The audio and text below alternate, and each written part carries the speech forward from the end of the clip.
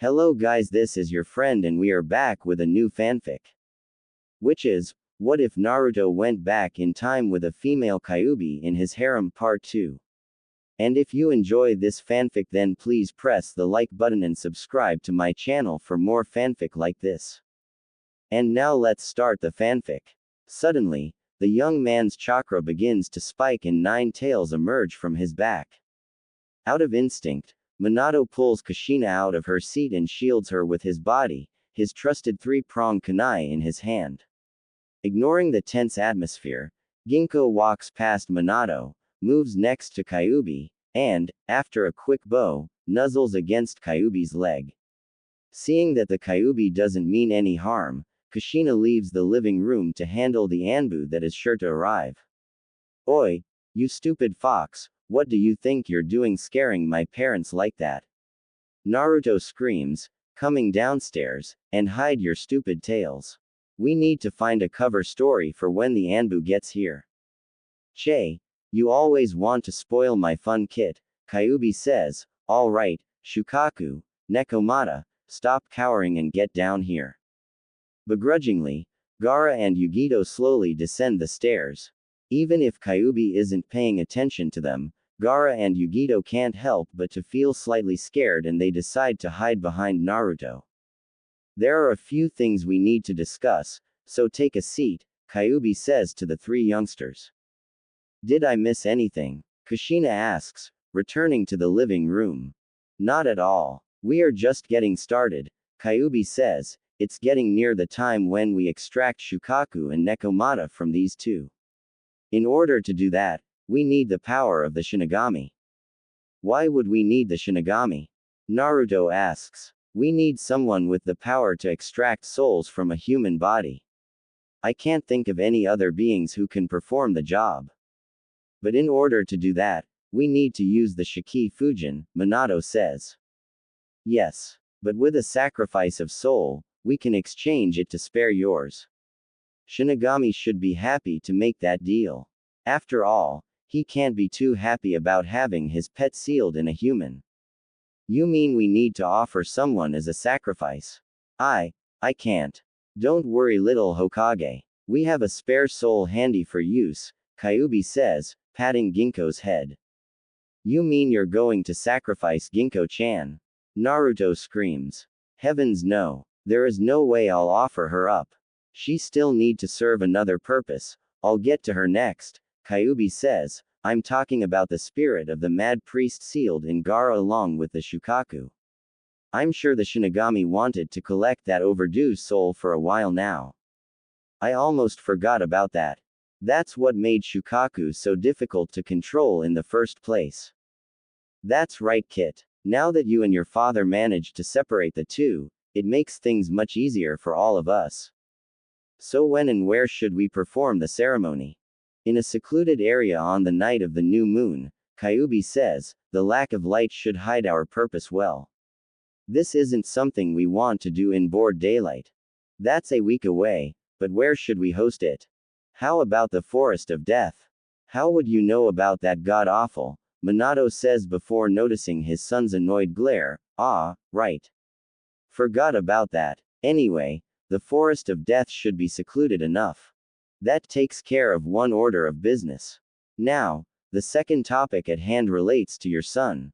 What do you want from me now, you stupid fox? Like I said 4 years ago, I have chosen you to be my successor. I'm certain Ginkgo already told you about how you're a Hanyu. Wait, Naruto-kun's a Hanyu. Why didn't you tell me about that, Minato? I don't know he's a Hanyu either. Don't blame Dad. It's not something that's easy to bring up, so I didn't tell either one of you, Naruto says. It's a side effect from how I got back here. You already made up your mind, Kyuubi, so why bring it up now? Seeing that you're not exactly my kin, I have to have a good reason to hand my throne to you. Being trapped in me for that long still isn't a good enough reason. I never was trapped in you in this lifetime. Therefore, there is no good reason for you to succeed me. What are you trying to get at? Ginkgo, do it. Nodding her head, Ginkgo stands up on her hind legs and slowly morphs into the form of a young girl. When the transformation is complete, a young girl with pale skin and waist-length silver hair dressed in a sparkling silver robe stands in front of everyone. Ginkgo-chan, you never told me you can transform into a human, Naruto says. I'm a kitsune. All kitsune has the ability to take the form resembling a human. The other demons can transform to a certain extent as well, but the weaker ones would have difficulty holding the form. And I can assure you that my daughter is a very powerful kitsune, nothing like the others. Ginkgo-chan is your daughter. You are not planning what I think you are planning, are you? Minato says, eyeing both Kyuubi and Ginkgo, you're going to force Naruto and Ginkgo to get married. That would make him my kin, wouldn't it? Kyuubi says, I see no other method that would appease the other demons. If the demons start fighting each other for power, it can very well spill over to the human world. That is something that neither of us want to happen. But, that's enough, Naruto, we can get back to this topic later, Minato says. Very well. We don't need to go into details for a few years yet. This brings me to last topic at hand. But first, I need to speak to Shukaku and Nekomata directly in private. Naruto looks over to Gaara and Yugito to gauge their reaction. Seeing their hesitancy, Naruto tries to convince Kyuubi to let him join the conversation. At first, Kyuubi is adamant that the conversion be between the three Biju only, but eventually, Kyuubi makes the concession to let Ginkgo accompany the two Jinchuriki. While still concerned, Gaara and Yugito know that the Kyuubi won't be making any more concessions and follow Kyuubi to one of the side rooms. About 15 minutes later, the pair enters the living room again, bordering on chakra exhaustion. Knowing how tiring it can be for the host to allow the Biju to take full control, Naruto already has some snacks prepared for the two. I found out all I need to know, Kyuubi says as he walks into the living room with Ginkgo. Now, after the ceremony, Shukaku, Nekomata, and I will be taking the three children on a small training trip, just to let them learn their new abilities from becoming a Hanyu. Exactly how long is this small trip? Minato asks. Depends on how quickly they learn. Conservative guess would be about a year. There's one thing I need to do before I can go with you, Naruto says. Yes, the Uchiha wouldn't want that happening again, or else I'll have to personally make sure that his clan will die out before it's time just to save us the trouble this time around, Kyuubi says. Don't worry, kid, whatever you have planned you'll have three Biju backing you up. I doubt the Shinigami will be so forgiving toward us this time around if the same thing happens again. You three together should be able to defeat Itachi. We should still have a few months before he attacks Shisui. The extractions should be done by then, Naruto says. Prevent him from gaining the Mangekyo in the first place. It seems you did pick up some tactics from all the lessons I taught you after all. It's a nice idea, but did you consider what to do with him afterward?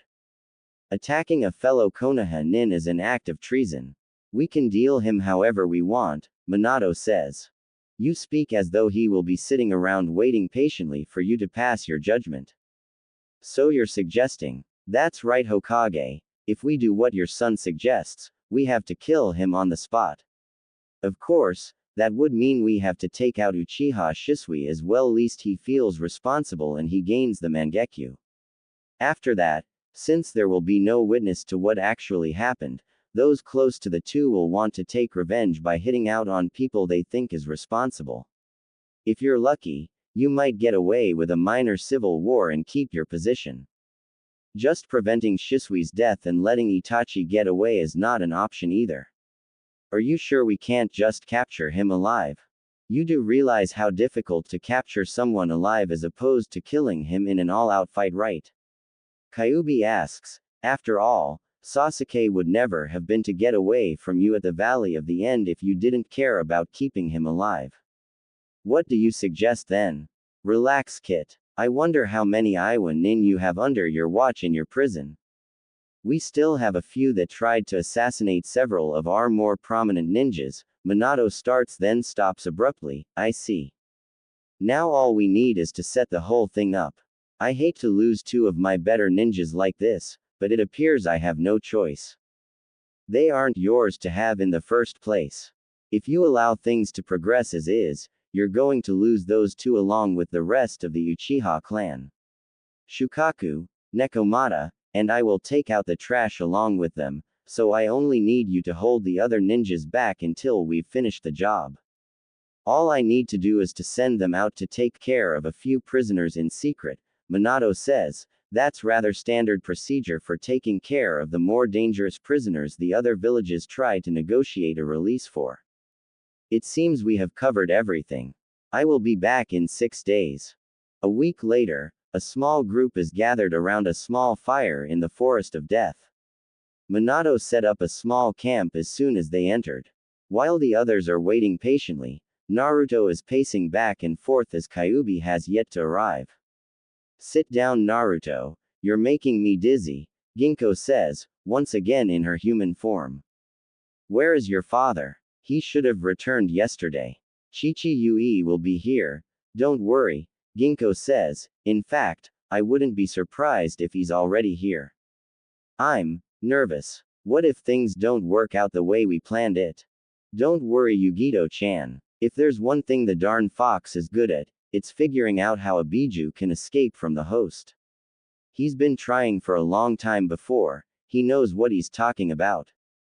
Is that supposed to flatter me? Kyuubi says in his human form, hanging upside down on a tree branch. You're right about him after all, Ginko-chan. He is my father Naruto, Ginko says, standing up and brushing away imaginary dusts. Let's get started. I will stabilize Gaara's body with my chakra while you two do the same for Yugito. Your father will summon the Shinigami. To make things easier, Gaara, Yugito, you two should let Shukaku and Nekomata take over for now. Remember, once the Hokage summons the Shinigami, let me do all the talking. Nodding their head, Gaara and Yugito close their eyes and slowly let their demon chakra fill their body. When they open their eyes again, Naruto can spot the telltale sign that the biju are in control and gestures for his father to perform the Shiki Fujin. So you have summoned me again. Perhaps you are desperate for me to capture your soul. Excuse me, Shinigami-sama, but we have a task that only you can complete. Kyuubi, it seems that you are already released from your prison. I suppose I can listen to your request, but don't expect me to let you off easy if I find your request a waste of my time. Thank you, Shinigami-sama. We wish to release Shukaku and Nekomata from these two youngsters' body. We know that only Shinigami-sama can ensure the safety of both the children and the biju.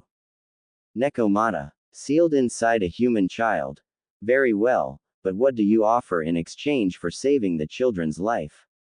The spirit of a crazed priest is sealed in this young boy's body along with Shukaku. Is his soul enough in exchange? Hardly. If you offer my summoner's life as well, then perhaps I can reconsider. No. Naruto screams, leave my father alone. If you want someone's life, then take mine instead. Naruto, be quiet. I said let me do all the talking. Silence, Kyuubi. If you are offering yourself, then I suppose you would have to do. Are you sure you are willing to die in place of your father? It's not like I haven't died before. Beside, I already told my dad everything major that happened in my past life. Kyuubi can fill in the details when my dad needs the information. Very well, Shinigami says, reaching out with his arm. No. Ginko screams, moves in front of Naruto and faces him. Why can't we just offer this Itachi person instead? Chi-Chi-Yui and you are trying to get rid of him, right? Foolish girl. A sacrifice must offer his own life willingly. But your target isn't willing. What about them? Listen carefully, little girl. I said the sacrifice, not the target. Then take mine instead. Leave Naruto alone. Ginko screams. Naruto still has a lot of important things he needs to do.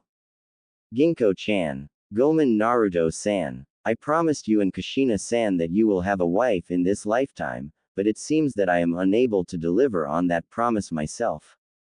As Naruto and Ginko are talking, the Shinigami reaches out toward the pair before Kyuubi can voice his opinion on the matter. While keeping one eye on Ginkgo, Naruto waits until the last moment before pushing Ginkgo out of the way, intending to take the blow himself. However, instead of reaching through him, the Shinigami once again reaches past him and into Yugito's body instead. Staring wide-eyed at the god of death, Naruto moves closer to Gaara just in case the Shinigami decides to take the soul after extracting the two Biju.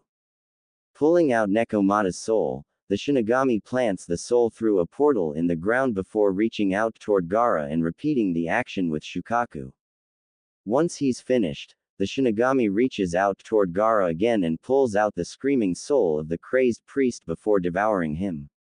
Looking over toward Kyuubi, the Shinigami points toward him then gestures toward Gaara and Yugito. Finally understanding the Shinigami's instructions, Kyuubi calls out to Ginkgo and Naruto as he rushes over toward Gaara and transfers a small amount of his chakra to the young boy's body while the pair does the same for Yugito. You, the Shinigami says, pointing toward Naruto, still serves a purpose in this world. The care you two show toward each other convinced me that you could accomplish the task assigned to you. I shall allow you two to stay in this realm for now, but rest assured, if you should fail in your task, your punishment after your death shall be most painful. Just as the Shinigami disappears, two forms slowly come out of the portal in the ground. At first one figure has the rough form of a raccoon while the other resembles a cat, but they slowly morphs into a man at about Kyuubi's height with brown hair and a woman with black hair a couple inches shorter. Finally, I'm out of that kid's body, the man says. Not that I'm complaining about being freed, but I am slightly concerned about the girl now that she no longer has my power to protect her, the woman adds. I don't want to see her appearing in my domain anytime soon. That's why you are going to teach her how to fend for herself, or did you forget my instructions already? Ah, Kyuubi-sama, it's nice to see you again, the woman says. Oi, you darn fox. About time you show your face again, the man says, smirking. Do you still want to challenge me, you stupid raccoon? Kyuubi answers, returning the smirk with one of his own. Excuse me. What do you want, you stupid human child? The man screams. Why aren't Gaara and Yugito-chan waking up? Do not be concerned about your friends, the woman says, kneeling next to Naruto, they are merely exhausted. They should be fine in the morning. You and your father should be honored. No one survives meeting with Shinigami-sama once, yet both of you survived twice already. I wouldn't suggest tempting fate too often though, Shinigami-sama is most generous for forgiving you two twice. I see, are you, Nekomata? Naruto says as the woman nods, and he's Shukaku. That's right, brat. Surprised to see us in this form? Not really. Ginkgo-chan did say that powerful demons can take human forms. Ah yes, the kitsune brat. Never thought I'd see a kitsune grow so attached to a mere human. Be quiet, Shukaku. I for one think it's nice, the will those two showed in protecting each other. I never expected my daughter to grow a soft spot for him so quickly. They only spent 4 years with each other. Only 4. My, that is quite fast, Nekomata says. 4 years is fast. Naruto asks. Apparently you don't quite understand demons yet, young child, Nekomata says. We demons have much longer lifespan than mere humans, in terms of thousands or even tens of thousands compared to your mere decades. 4 years to us is a very short period of time.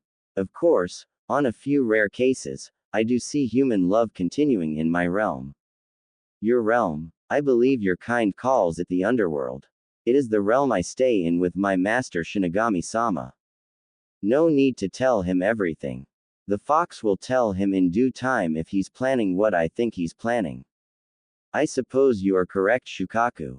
Did you find what you asked for, Kyuubi-sama? I'll have them sign the contract when they wake up. Or, you can give it to them yourselves, Kyuubi says, taking out 2 small summoning contract scrolls. Why are your summoning contracts so small? I've seen Ero Sennin's frog summoning contract and Orochimaru's snake summoning contract, they're huge. We are not meant to be summoned, Ginkgo says. Bakeneko, Tanuki, and Kitsune are all known to be shapeshifters. People would normally deem us too dangerous to summon. Not to mention the fact that we don't like to be summoned either. Of course, being shapeshifters also allows us to be more in tune with human behaviors. One reason that we tend to be more willing to work with people that we deem worthy, Nekomata says. Perhaps we should continue this conversation back at the house, Minato says. The two kids look like they can use a nice, soft bed.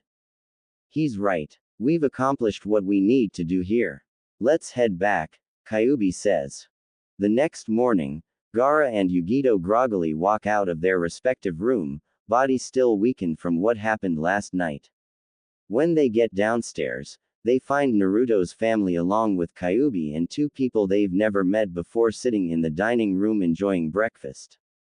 The two kids are finally up, Kyuubi says without looking up, his back facing the pair.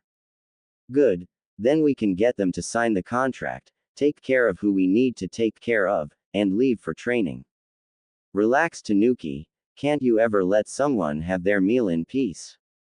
If you eat everything in one go instead of playing with your food, you would have finished a long time ago like everyone else. Bakeneko. Would you two be quiet?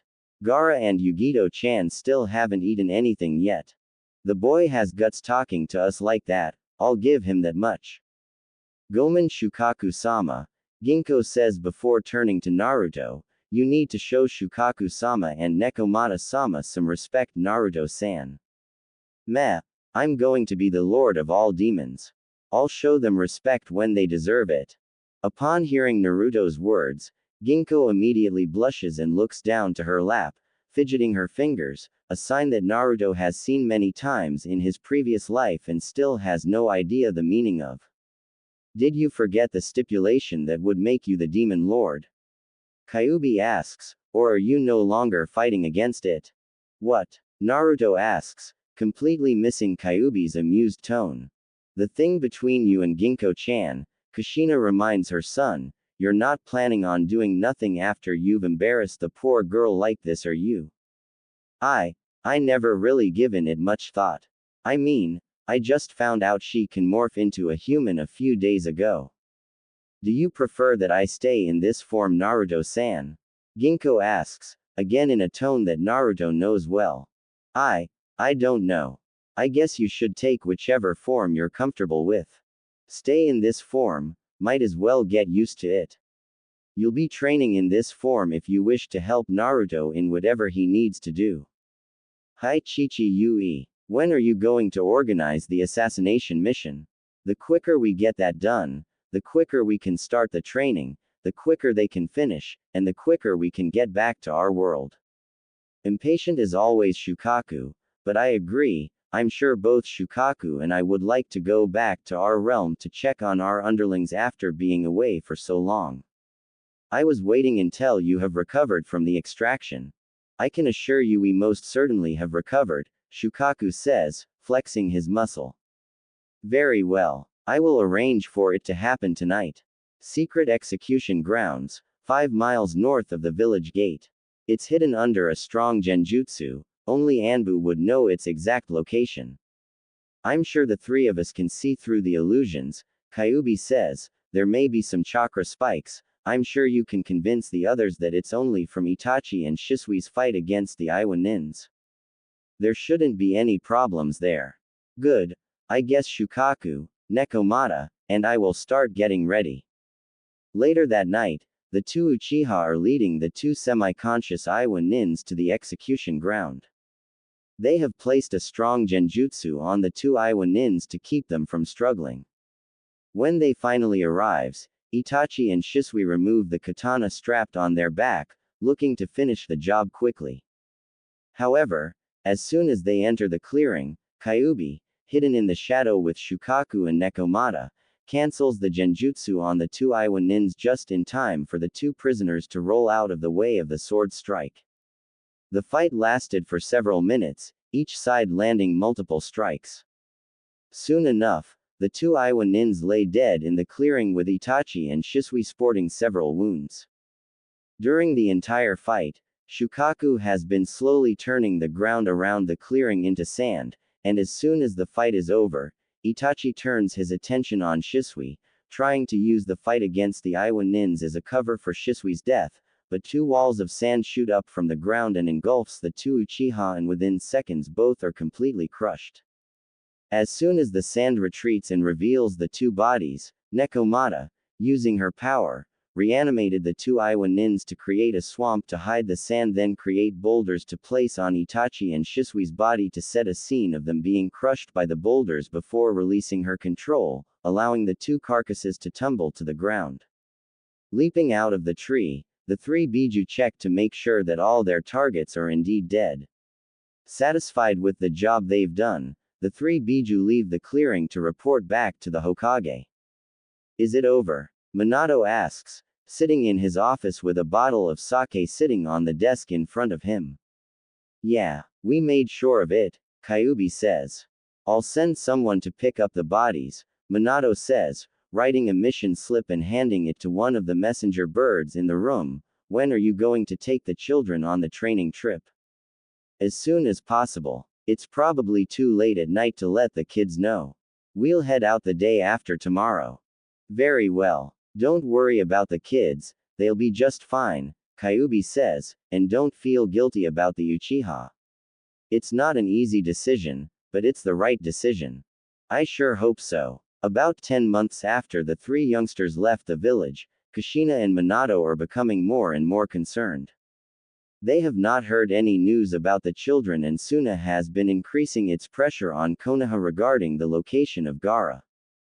Minato has been delaying the inevitable by stating that the children are on a secret training mission, but he just received a message from the Cage demanding that he recall the children and that the Cage will visit the village in a week. At the moment, Minato is pacing about in his office, trying to figure out a way to avoid this political disaster. Just as he is about to give up, the entire village is enshrouded by massive waves of chakra, but the chakra waves disappear just as quickly as it appeared. Alarmed, many ninjas gather at the village gate, in the general direction where the chakra originated. What they find there are four small, cloaked figures approaching the gate. With all the attention focused on the four figures, they completely miss the three figures hidden in the shadows of the trees. When some of the ninjas finally shake out of their stupor, they find the four figures have already walked past them in the direction of the Hokage Tower. Before the ninjas can stop them, Minato appears in front of the figures and engulfs one of them in a hug. Welcome home, children, Minato says, finally letting go of the figure. It's good to be home, Dad. When the figures remove their cloaks, all the ninjas present are surprised to find the three children that had been mysteriously missing for the past 10 months, along with a silver-haired young girl they have never seen before. I'm glad that the four of you are back. The Cage is visiting in a week and he's demanding to see Gaara.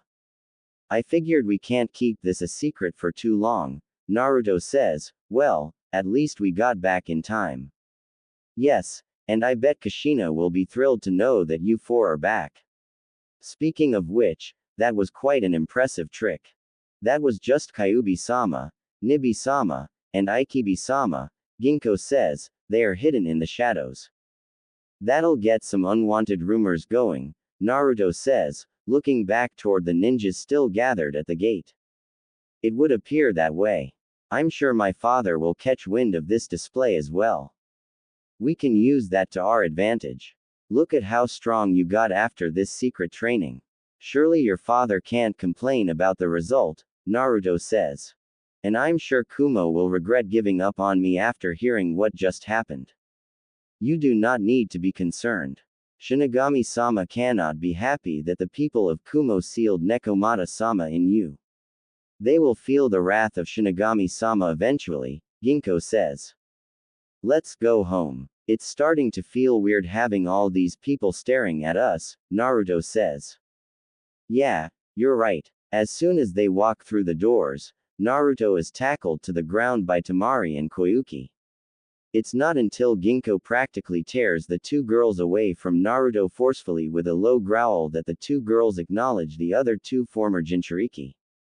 While he doesn't show it, Gaara is fuming that his sister passed over her own brother for another boy. Look, Minato-kun, our little boy is all grown up. You're right, Kushina-chan. He's turning into a heartbreaker. Mom, Dad, don't be ridiculous. Minato-kun, we should invite Tsunade Ba-chan and the others over for a welcome back feast tonight. That's a good idea, Kushina-chan. I bet they miss Naruto after not seeing him for so long. I'll send someone to tell them. I got it, Mom, Naruto says, creating a cage bunshin and sending him off. I'm heading back to my room, wake me up when they get here, okay? With Temari and Koyuki's attention focused on Gaara and Yugito, they miss the fact that Ginkgo is following Naruto up to his room. While they heard part of the story from Gaara and Yugito, the two girls still have no idea about the handshake agreement between Naruto and Kyuubi regarding Ginkgo's future. Another thing they don't know is that there is a second handshake agreement, this one between Ginkgo and Yugito. When Temari and Koyuki ask the two Jinchuriki to train with them, Yugito says she needs to rest up and heads upstairs, leaving Gaara with the two girls. Instead of going back to her own room, Yugito heads into Naruto's room, where Naruto is already lying in his bed trying to go to sleep and Ginkgo is sitting on the floor watching him. The two girls' eyes meet for a brief moment and Yugito casts a genjutsu on Naruto, putting him to sleep immediately. Once that's done, both Ginkgo and Yugito jump into bed with Naruto, one lying on each side of the boy cuddling up against to him. That night, when Kushina walks into her son's room, she can't help but smile at the scene in front of her. Naruto is still in his bed, his arms around the two girls' shoulder. The two girls are cuddled up against him, their tiny hands clutching at Naruto's shirt. It's not until Naruto turns his head toward Kushina that she realizes her son is awake. Now, I expected you to wait a few years before you go sleeping around with girls. They put me under a genjutsu then sneaked in bed with me. Well, if they did, how did you break out of it? When my cage bunshin dispelled, it generated an influx of chakra that helps me break out of the illusion. Well, let's wake up the two girls, everyone is waiting downstairs. You do it. I want to see their reaction. You are a mean child, Naruto. Naruto winks at her mother before closing his eyes and pretends to be asleep. When Kushina goes and wakes Ginkgo and Yugito, Naruto can't help but smirk at how the two girls bolt upright, as evident from the sudden disappearance of the pressure from their head on his shoulders. Suddenly, Naruto lets out a soft groan, which causes the two girls to practically leap off his bed and hide behind Kushina. Reaching with his hand, Naruto pretends to rub the sleep out of his eyes and roll over on his side before slowly opening his eyes to see his mother smirking at him, silently telling him that the girls still haven't realized they are tricked. Sitting up, Naruto returns Kushina's smirk as the two girls slowly walks out of Naruto's room to clean up and get ready for dinner. You should have seen how red those two's face got when I woke them up, Kushina says as soon as the girls left the room. Oh, I can just imagine, Naruto says, applying a certain Hyuga's blush on the girl's face in his mind. Well, anyway, everyone's here so you should probably get ready. By the time Naruto gets downstairs, everyone is already gathered in the living room, talking and laughing. When they see Naruto enter the room, everyone becomes quiet, save for some soft snickering from Kushina. Naruto's here, maybe we should start dinner, Yugito says, blushing bright red. Yeah, I'm really hungry, Ginkgo says, her face matching Yugito's. Without even asking, Naruto already knows what they were talking about before he entered the room. Deciding to spare the two girls from further embarrassment, Naruto agrees with them and clamors for dinner to begin.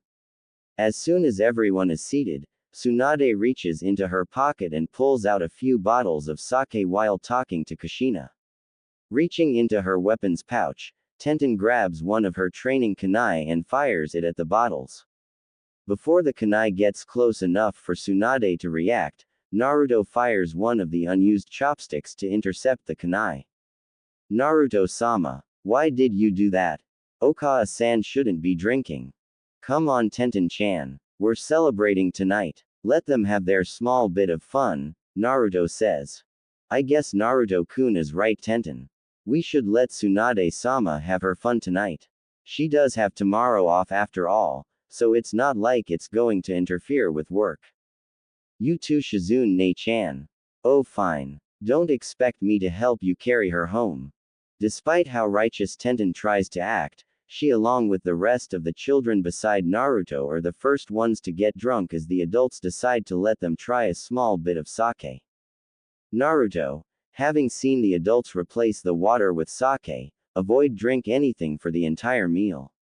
By the end of the meal, Naruto is the only one awake, which leaves him with the task of taking care of everyone.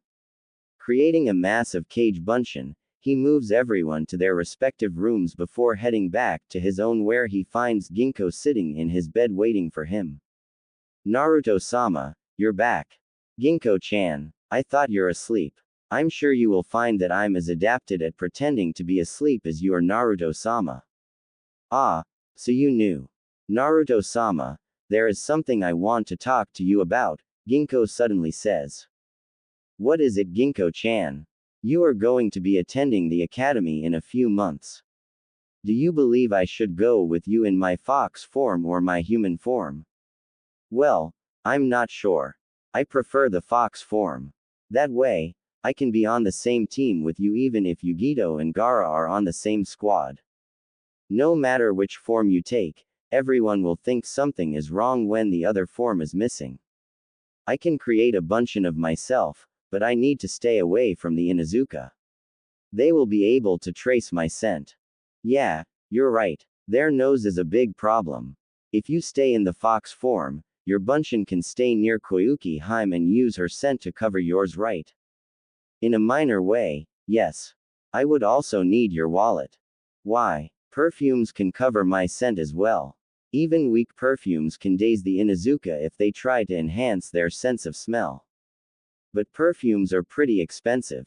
Chichi-Yui will not be too happy that you are refusing to buy me things. Go ask my parents. I don't have any money, Naruto grumbles. But Naruto-sama, then it wouldn't be a gift from you. Don't give me that look Ginkgo, Naruto says as he hears a few sniffle, I'll talk to my parents tomorrow. Arigato Naruto-sama. Well, now that you've finally gotten that off your chest, Naruto says, why did you let Yugito-chan sleep with us? You don't like it, Ginkgo says, tilting her head to the side. Chichi-Yui said that all boys like to have more than one girlfriend and the more the better. Arg, he's as bad as Ero Sennin, Naruto screams, not that I'm upset with the arrangements, I'm more concerned if you are all right with it. Why wouldn't I be? It's not all that uncommon for demons to have multiple mates. Well, if you're sure. So, you're not upset? No, not really. Naruto-sama no eki. You call Chichi-Yui a pervert but you're just as bad, Ginkgo says giggling. Do you wish for me to arrange for Tamari-san and Koyuki-san to stay with us as well? What? No. You can't just go about asking people to join like that. But they seemed like they want to join when Kushina-sama told everyone what happened when she woke Yugito-san and I up. You're kidding right Ginkgo-chan? No. I think they were really interested. That can't be right, they didn't show any interest in me before. But you changed a lot of things in this life already right Naruto-sama? But, I didn't mean for it to change like that. Yawning, Ginkgo climbs under the cover and cuddles against her pillow. Seeing that Naruto is still standing next to the bed, Ginkgo reaches out and pulls Naruto into bed with her. It doesn't really matter whether you intend for it to happen or not, Ginkgo says, this is the way things are happening, you'll just have to deal with it. The question is how to deal with it. I'm sure you can figure something out, Ginkgo says, now stop moving around and go to sleep. By the end of the week, news of Gaara's display of power has reached the ears of the case cage. When the cage arrives in Konoha, he immediately demands that Gaara return with him to Suna. However, Gaara only needs to bring up the name Yashimaru to gain the support of both Kenkuro and Tamari. When the cage tries to force Gaara to return, Naruto and Yugito have to step in to prevent Gaara from using his sand to kill his own father. Seeing that he is outnumbered in Konoha, the cage begrudgingly agrees to allow Gaara to enter the academy in Konoha, but he quietly vows to himself that he will take every opportunity to force Gaara back to Suna. Gaara's father won't let things go this easily. Naruto says when he and his father are the only ones left in the Hokage's office, we should keep an eye out on Suna. Suna is our ally, and Suna is also very angry with us right now, Naruto says, cutting off his father. Just because Gaara is living in Konoha now doesn't mean that Orochimaru won't contact Suna for a joint attack when the time comes. Sometimes I don't know whether to call you a genius or an idiot, Minato says, sighing. I'm not known as the #1 unpredictable ninja for nothing. Well, we can't do anything about it now. I'll just ask Jiraiya sensei to use his spy network to keep an eye out on Suna, Minato says, gathering several documents on his desk. Well, these are the papers admitting you kids to the Ninja Academy. I just have to figure out how to enter Ginkgo. She and I talked about this before. She says she'll stay in her fox form through the academy.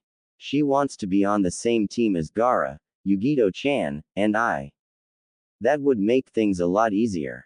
I don't need to come up with an excuse to cover her identity, although I should probably come up with one just in case people start asking about her human form.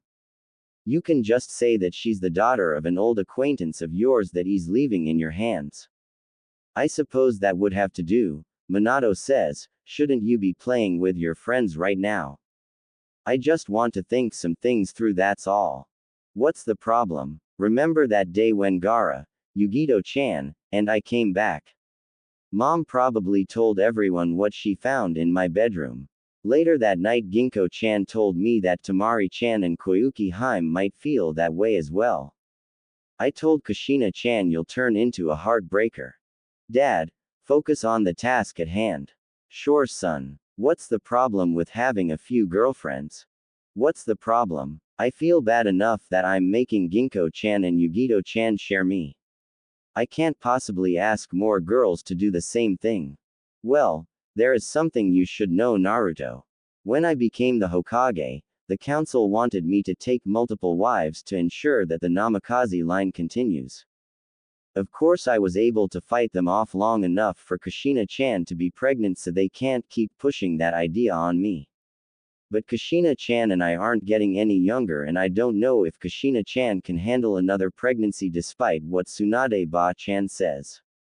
The council might try to push the same idea on you, especially since they consider you the hero that chased away the Kyuubi. Why not take advantage of it and take all 4 of them as your wives? But that doesn't solve the problem of me feeling guilty about having them share me. Did you consider that maybe they won't care? Minato says, I can tell you that many of the women offering themselves to me back then didn't mind the idea of sharing one bit. But those 4 girls aren't gold diggers like those women who offered themselves to you. You can always sit them down and talk to them to see how they feel, Naruto. Do you think it's easy to approach that subject? I can't just go up and ask them if they love me and do they want to share. Alright, let me just get through these paperwork and we'll head home and talk to Kushina-chan. We can have her talk to the girls. It should be easier for her to broach the subject. I guess that'll have to do. Now that that problem is solved, I'll just have to get through these couple of piles. Why don't you ever use Kage Bunshin to help you do the paperwork? Kage Bunshin, Minato says, stopping suddenly. Why didn't any of the Hokage think of that idea before? Arg, you'd think someone with the title, the professor, would be able to come up with that idea. Maybe he wants you to figure it out on your own and suffer on the way there like he did. Muttering about selfish old men, Minato creates 5 Kage Bunshin and orders them to start working on the paperwork while he heads home with Naruto. After going through the situation with Kushina, she adds another name to the mix. What do you mean Tenten-chan likes me too? She's supposed to like Neji. Well, she hasn't met Neji yet now, has she? Kushina says. But, too late to change that now. I'd bet she's already heads over heels in love with you, Kushina says. There has gotta be some way to change that, right? All I wanted to do was to make Tsunade-ba-chan adopt Tenten-chan. I didn't think she would fall in love with me because of it. Like I said, too late to change that now. I'll have a sit down with all of them when I get the chance. But I don't even know how I feel about them. It's not a bad thing to have that many people love you, Naruto. But it's not fair to them that Naruto, don't worry about it. Just let things come as they will, Minato says. Don't change how you are because you're worried how things would turn out. Remember what I told you in the office, Naruto. I think that might be the best course of action. But don't worry, Naruto, Kushina says. You wouldn't believe how many love letters your father got back in the days. Hey, it's not that long ago, Minato complains. Be quiet. I'm talking to Naruto, Kushina says. Like I was saying, your father received plenty of love letters, and I wasn't angry at him at all. I'll talk to the girls and make them understand the situation. If they can't handle it, then I'll suggest for them to back off. If they can, why don't you give it a try? Fine, Naruto says before whispering to himself, I gotta be more careful in the future. What did I tell you about letting things come naturally, Naruto? Minato says. What's so natural about having this many girlfriends? It's good to know that Ero-Sennin hasn't corrupted you yet, Naruto, Kushina says, but Minato-kun is right. Don't let this change who you are. Besides, it's perfectly natural for girls to be fawning all over us, Naruto. It's a curse that we Namikaze must bear.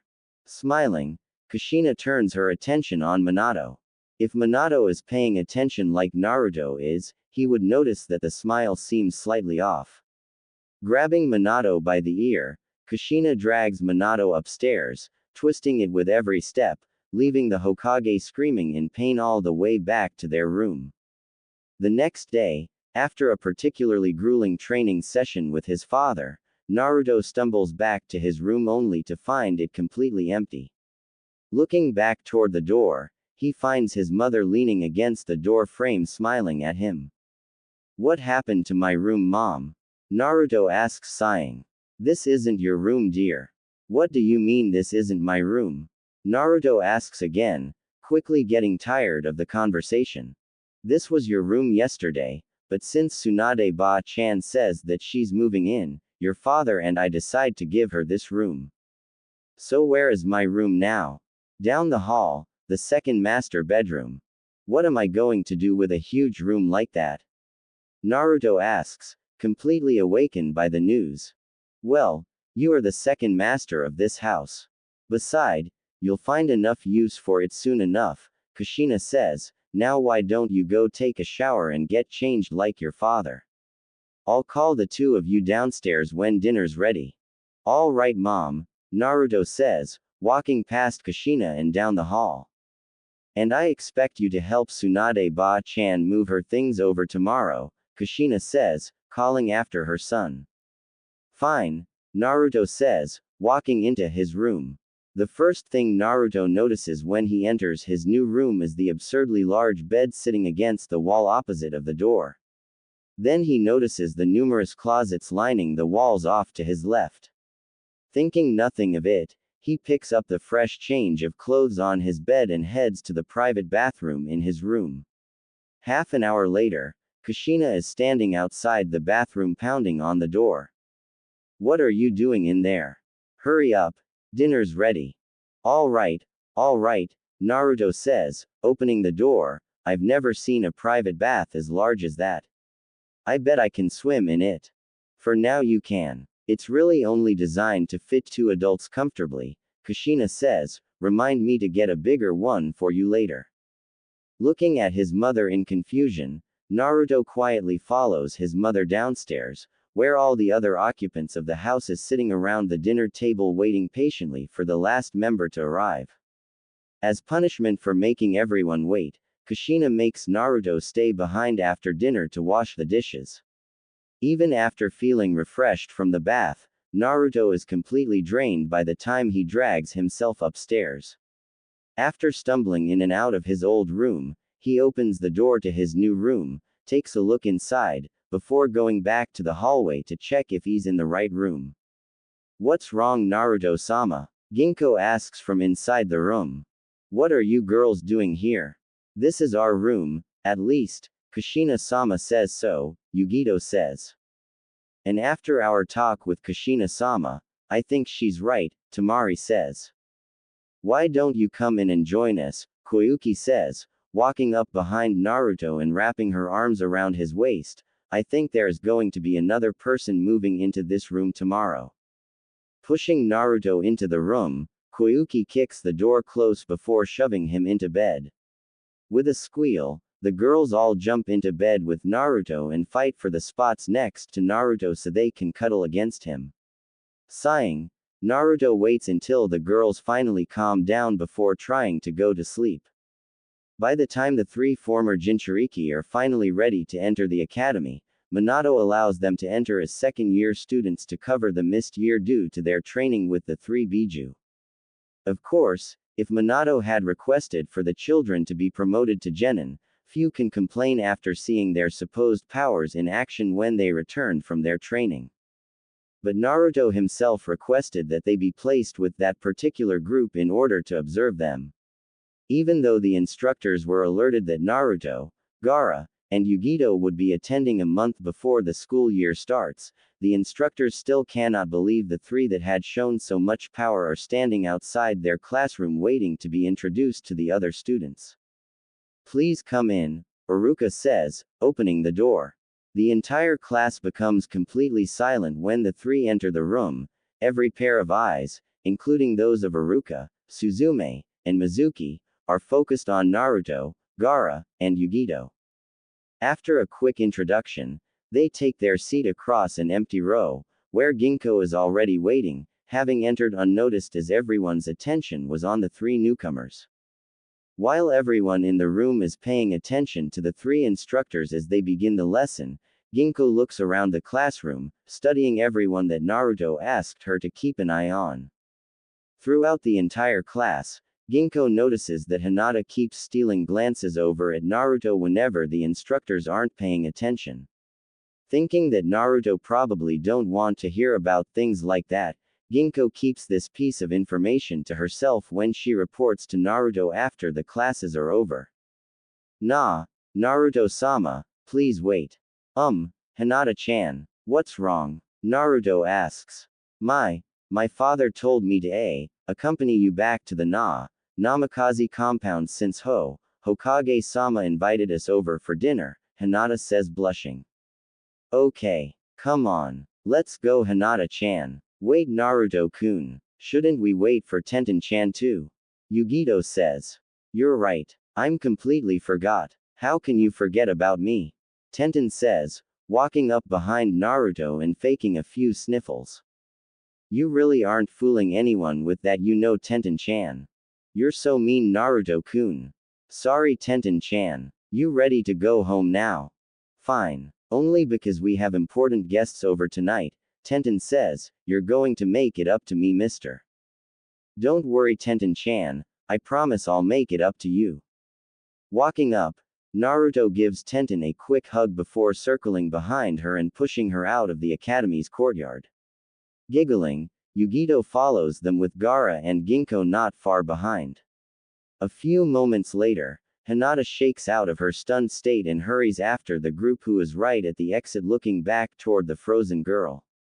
Muttering a soft apology, Hinata quietly falls in step with the group on their way to the Namikaze compound.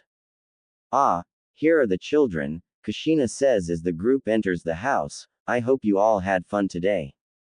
It's fine outside the history lessons. I already know the village's history like the back of my hand. Since I was an outsider, I supposed it was interesting to know about Konoha's history, Yugito says. Agreed, Gaara says as he walks past everyone cluttered at the door. So where is everyone? Naruto says, peeking into the empty living room. Minato-kun and Hiyashi-san are discussing something in the study. The ladies should be in the yard enjoying the evening breeze. I'm just here fixing up some small snacks waiting for all of you to get home. I should get started on my assignments. I'll be in my room, Gaara says before walking off. I'm going to put away my things, Tenten says. Kushina-sama. There's no need to be so nervous, dear. Just treat this like your own home. Hi Kushina-sama, Hinata says, is my mother and sister. They are in the yard, dear. Thank you, Kushina-sama, Hinata says. Would you like to meet my little sister Naruto-sama? That'd be great, Hinata-chan. But Naruto-kun, what about our assignments? Yugito asks. We still have the whole night, Yugito-chan. Let's relax a bit first. Besides, we don't have all that much assignments anyway. Well, if you promise you'd help me, I guess a bit of fun can't hurt. Grabbing Hinata and Yugito's wrist, Naruto pulls them out toward the backyard. Blushing at the contact, Hinata allows Naruto to lead her despite the slight pain from the sudden pull. In the short distance from the foyer to the backyard, Hinata's blush manages to spread to her entire body and she looks like she has just come out of a hot spring when she gets to her destination. Hinata-ne-sama, who's this? A little girl asks, staring intently at Hinata's wrist, the one that Naruto is still holding. Ah, Hanabi-chan. This is Naruto-sama. Naruto-sama, who is that? Hanabi asks, her eyes still on Hinata's wrist. Naruto-sama is the one that saved me from the mean kidnapper. Who is he? Hanabi asks, pointing at Hinata's wrist. How come he can hold your hand? Ah, sorry about that, Hinata-chan, Naruto says, letting go immediately. It's all right, Naruto-sama. No, it's not. Chichi-Yui never let anyone hold our hand like that, Hanabi says. I'm telling Chichi-Yui. Hanabi-chan, it's all right, a tall woman says. Your father only said that because he doesn't trust the others. You can trust Naruto-kun though. Are you sure? Haha, Yui. Of course. I would never lie to you, Hanabi-chan. Naruto takes a quick look at Hinata and Hanabi's mother. She has the traditional pale eyes and pale skin of the Hyuga. If he has to estimate, she would be right about Hiyashi's height, about an inch shorter at most. She has long hair and a slim figure, like a splitting image of Hinata's adult form when it's not covered by her jacket, but the muscle tone and the calloused hands show she is a very accomplished kunoichi in her own right. He had never seen Hinata's mother in his previous life at all, and neither Hinata nor Hanabi, from what little he's seen of the girl, mentioned anything about her. His questions are answered when Tsunade enters the yard with Kushina holding a bowl of foul-smelling medicine and giving it to Hinata's mother. You're lucky I had the experience from treating Kushina Shiori, Tsunade says. You of all people should know that you should stay calm when you're pregnant. Look at the mess you left yourself with. I couldn't help it, Tsunade-sama. I was so worried when I heard that Hinata-chan was almost kidnapped, Shiori says. Speaking of which, allow me to thank you for saving Hinata-chan, Naruto-sama. That's all right, Shiori-san, Naruto says, picking up her name from Tsunade's words. I can't just stand by and watch my friends get hurt. There was one other problem, one thing, other than the actual kidnapping, that made me a bit nervous. Nervous? Tsunade says, chuckling. From what the guards told me, you were ballistic. Please, Tsunade-sama, I need to get this off my chest, Shiori says. What are your intentions with my daughter Naruto-sama? Okawa-san. What are you talking about? Hinata screams. I don't quite understand what you mean, Shiori-san. The Hyuga is a very traditional family, a voice says behind the group. Despite your intentions, the fact remains that you spent the night in my daughter's room, Naruto. But Hiyashi-san, you said it was all right, Naruto says, turning around and facing the man. Besides, I didn't really stay there overnight. I left with my dad after the kidnapper was caught. While those statements are indeed accurate, Hiyashi says, the entire Hyuga clan knows that you stayed in Hinata's room that night. While I understand that nothing could have possibly happened, the elders are quite adamant that you bear responsibility. Well, I just told him about your situation, Minato says, glancing over at the other girls gathered in the yard. Hiyashi-san told me that he and Shiori-san would need to re-examine the situation before making a decision on how to proceed. This kid works fast, doesn't he? Tsunade whispers to Kushina, if Jiraiya hears about this he's going to have a field day with it. I never did quite realize how popular Naruto is. Is this what I faced when Minato-kun picked me? I'd say it's not even close, considering how Minato has a few more years to attract other girls. Yeah, you're probably right, Tsunade-ba-chan. Tsunade's body stiffens for a brief moment before she grumbles and heads back inside, saying how the sun is bad for her skin. Just as Tsunade is heading back inside, Shizune comes out and announces that dinner is ready. That night, after the Hyugas have gone home and everyone else are back in their room, Naruto and Minato are sitting in the study talking about everything that happened that day. So what do you think, Naruto? Minato asks. Like it matters. Guess not. But I still want to know how you feel about everything so far. It's completely different than my last life, but Ginko-chan is right. I did want things to be different.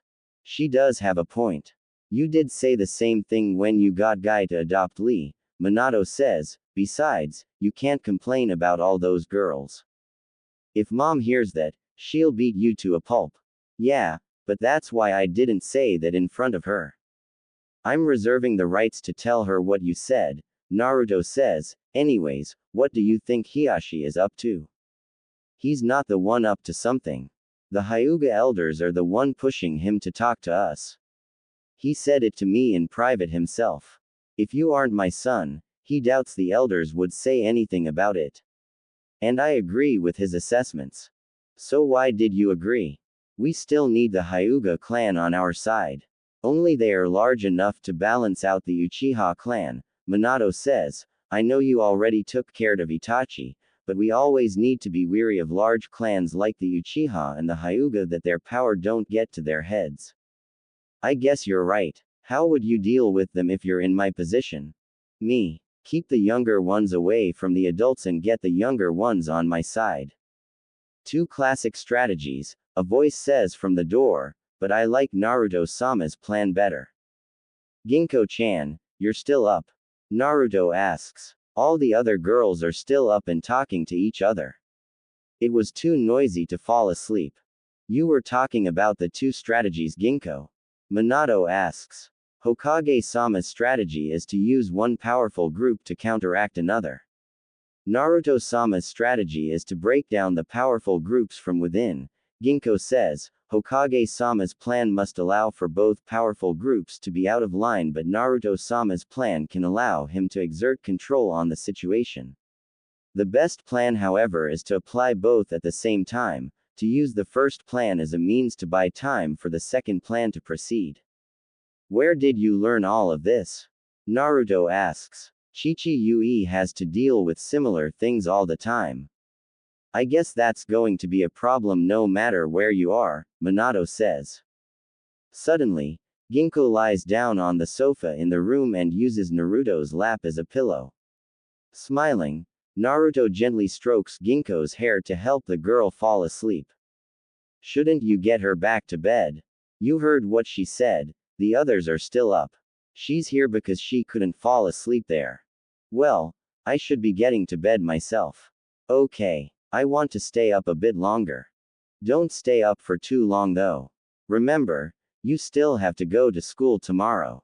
Don't worry about it. Chuckling, Minato waves casually over his shoulder with his back toward Naruto before leaving the room and closing the doors behind him. As soon as the doors closes, Ginko rolls on her back and stares up at Naruto's face while Naruto continues to stroke Ginko's hair. Naruto-sama, what is it, Ginko-chan? There is something I want to ask you, about the people at the academy. Is it about Hinata? I noticed that you were looking back at her quite a few times. How did you? No, it's not about Hyuga-san. It's about Yamanaka-san. Ino-chan. What's the problem? I noticed that she seems rather scared of you. Whenever you look over at her general direction, she seems to tremble involuntarily. Really? That's odd. Maybe I'll talk to her about it tomorrow. Don't you think it will be better if someone else talks to her? She is rather fearful of you. Yeah, you're right. I'll have someone talk to her to see what's going on. Naruto-sama. What is it, Ginkgo-chan? Can we stay here tonight? This is comfy. The other girls will be very upset if they find out. I see. But, I guess some rewards are in order for doing such a fine job observing the class today. Naruto chuckles at how Ginkgo's eyes almost sparkle as soon as the words leave his mouth. Patting her shoulders to gesture for her to sit up, Naruto gets up and locks the doors to the study before returning to his seat and letting Ginkgo lie down on his lap again. Turning on her side facing away from Naruto, Ginkgo giggles as he sinks his hands into her silver locks again. Naruto keeps stroking Ginkgo's hair for another half an hour until she finally falls asleep before closing his eyes and falling asleep himself. The next morning, before anyone is inside the classrooms, Naruto pulls Shikamaru and Choji to the side in the schoolyard and asks them to investigate into the matter brought to his attention yesterday by Ginkgo. After stating in no uncertain terms how troublesome a task it would be, Shikamaru begrudgingly agrees to check in on Ino for Naruto. Oi, Ino. What is it, Shikamaru? Ino says from within a crowd of Sasuke fangirls. I need to ask you something. This has better be good, Ino grumbles as she walks away from the group. Naruto asked me to talk to you. I knew it would be troublesome, but he talked me into it. Nah, Naruto, Ino says. Shikamaru can see what Naruto was talking about when he says that Ino is afraid of him. The fear in Ino's eyes is difficult to miss, neither is the trembling body. What does he want? He wants me to ask you why you're so scared of him, Shikamaru says. After seeing your reaction, I'm kinda curious myself. I have no idea what you're talking about. Right. And I'm sure your body is shaking because it's cold outside. That's right. Ino, you, Choji, and I grew up together. Do you really think I can't read you well enough by now? Fine. It's something stupid anyway. Well, I'm listening. When I was younger, Naruto turned my home into a wild jungle with all kinds of man-eating plants. And how would he be able to do that? It was a genjutsu. I've been scared of Naruto and anything that looks remotely like any of those plants ever since. I seem to remember my old man saying something about that. It's right before Naruto brought that fox back with him, right? That's right. I'm one of the few kids that didn't get anywhere near that fox no matter how much I want to go up and cuddle and play with it because Naruto is always right next to it. I also remember my old man saying you were laughing at him right before he pulled that prank.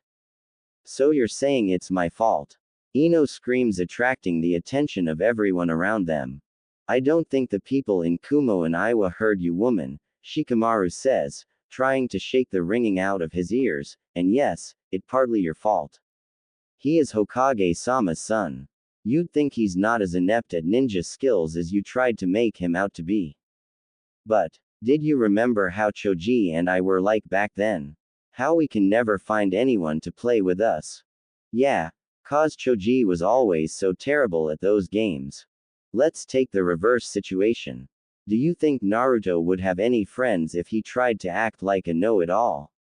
Well, perhaps it's about time you deal with your fears. I suggest you go and talk to Naruto and tell him the reason you're so afraid of him yourself, Shikamaru says, walking a few steps away before stopping again. At least, do that if you are serious about being a ninja. There is always the chance you'll have to work with Naruto. Better to take care of it now than to have to deal with it during a mission. Ino, what was that all about? Sakura asks as she walks up to the girl. It's nothing, Ino says. Do you know where Naruto is? Naruto. But I know. Shikamaru's right. It's time I deal with it. He should be inside. Do you want me to come with you? No. You can go back to your Sasuke watching. I will deal with this myself. Right, and I'm sure your knees are trembling because your legs are tired, Sakura says, come on. We may be rivals, but I don't want to see you fainting, at least not when Sasuke-kun isn't around to see you make a fool out of yourself, that is. You know, Sakura, no matter how we were the best of friends way back when, I absolutely hate you. Good, the feeling's mutual, Sakura says. I would take back my offer to go with you, but you seriously look like you need someone by your side right now, so I'll let that last comment slide. Taking a deep breath, Ino walks inside the academy with Sakura by her side. They find Naruto in his seat with Gaara and Yugito right next to him, and the silver fox resting her head on Naruto's lap. Sitting a few rows behind the trio, Choji elbows the sleeping Shikamaru and gestures with his head toward the two girls standing by the door while reaching into his open bag of chips at the same time. Naruto, Ino says. Ino-chan, Sakura-chan, is something the matter? You told Shikamaru to ask me something. Ah, that's right. Shikamaru hasn't told me your answer yet, so I don't know if he asked you yet or not. It's about the trick you pulled on Ino back when we were children, Sakura yells. What? I don't get it. The genjutsu you put on my home, that's why I'm scared of you, Ino says with her head down to let her bangs cover her face. Picking her head up, Ginkgo looks over toward Ino before walking over and nuzzling Ino's leg with her stout. Kneeling down, Ino wraps her arm around Ginkgo and scratches the fox behind her ears. Sorry about that, Ino-chan, Naruto says. I didn't think you'd still be scared after all these years. Well, you should have thought about it more than, shouldn't you? Sakura says. The way Ino-chan was talking, she wasn't just bragging about how she learned a new jutsu, she was talking down on other parents. I needed to defend my parents and show that Ino's parents aren't the only ones who cared enough to teach the kids new techniques. I didn't mean to. I know you are proud of your skills and your parents, Ino-chan, but you have to realize that there are always better ninjas out there no matter how strong you've gotten. You need to curb your arrogance or else you'll never survive your missions. I guess you're right, Ino says, sighing. Hey, wait a minute. This is about the mean trick you pulled on me. When did it become my grilling session? Hey, I was hoping you wouldn't notice, Naruto says, scratching the back of his head. Well, at least you did agree that I was right. Besides, it looks like your little problem is already dealt with, Yugito says. You haven't shown an ounce of fear since you've started talking to Naruto-kun. Well, now that you mention it, Ino says, hey, I guess Shikamaru is right after all, like always. It would appear that the rest of the class is coming in soon. Perhaps you two should head to your seats, Gaara says. You're probably right, Ino says. Well, Sakura, though it pains me to say this, thank you for accompanying me. You helped me deal with my confidence before, so let's just say I'm returning the favor, Sakura says. Now we're even. Don't expect more favors from now on. You know what, Sakura? I take back what I said. I'm not grateful that you accompanied me. Yeah, and I'm sorry I ever thought about helping you, Ino. There they go again, Naruto says. You're the reason this happened, Naruto. You're the reason that I ever even need to think of helping Ino. Yeah, you're the reason that I even need to come and talk to you. Hey, that's a bit unfair. Don't worry about it, Yugito-chan, I'm used to it. But Naruto-kun, really? It's alright, Naruto says. We only need to deal with them for a few more minutes at most. By then, either Sasuke or Iruka-sensei will get here. They have an image to uphold. We can hear everything you said, you know, Ino says, huffing and crossing her arms. There's Sasuke, Ino-chan, Naruto says, guiding Ino and Sakura's attention away from himself. With a loud squeal, Ino and Sakura rush over to the door to rejoin the large group of fangirls around Sasuke. Sighing and complaining quietly that the circus has arrived, everyone tries to get back to what they were doing before all the noise started. I wish that would get over Sasuke, Naruto says to himself. They were much happier once they managed to forget all about him. Did you say something, Naruto-kun? No, nothing at all, Yugito-chan, Naruto says before thinking to himself. I need to be more careful, only my parents know about my history. After the group finally heads to their seats, Hinata finally emerges from behind the door, the last one to arrive before the instructors.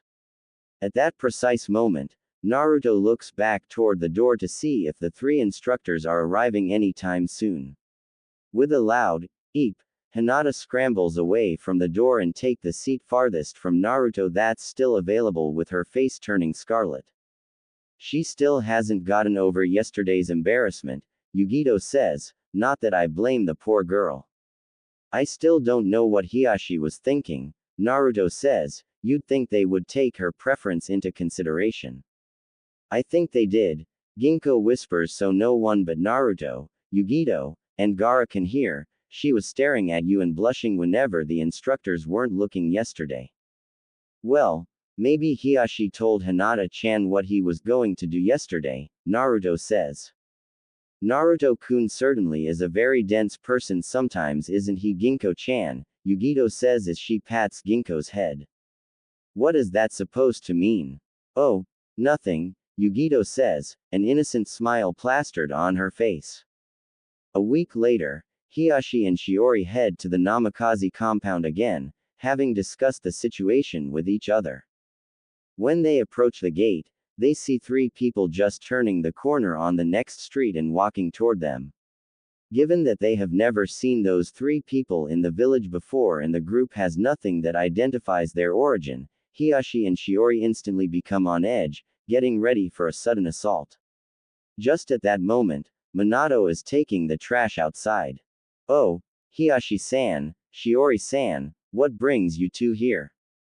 Hokage-sama, perhaps we should talk inside, Shiori says, trying to get away from the three strangers. Oi, Minato, one of the three strangers screams. Curious, Minato stretches his neck to see past Hiashi and Shiori. Walking up toward them are a man with flaming red hair, wearing a yellow shirt, long white pants, and an open blood-red robe, a man with brown hair, wearing a yellow muscle shirt with the sleeves torn off, a pair of dark brown fingerless gloves, and a pair of white sweatpants, and a woman with waist-length black hair, wearing a black kimono with white pants underneath. Oh, Kitsune, Neko, Tanuki, what brings the three of you here? Do you know them, Hokage-sama? Shiori asks. They are my associates from other areas. I usually communicate with them using code names. I see. I was concerned that they are intruders, Hiashi says. Even with them trying to suppress their strength, I can still sense the power flowing within their body. So, no sense standing around out here. Let's talk inside, Minato says. Oh my, what brings all these rare guests here today? Kushina asks as everyone enters the mansion. I'm just here with Kitsune, Shukaku says, using the alias the Hokage made for them, that and to check in on my godson. And I'm my goddaughter, Nekomata says. You have godchild living here? Shiori asks.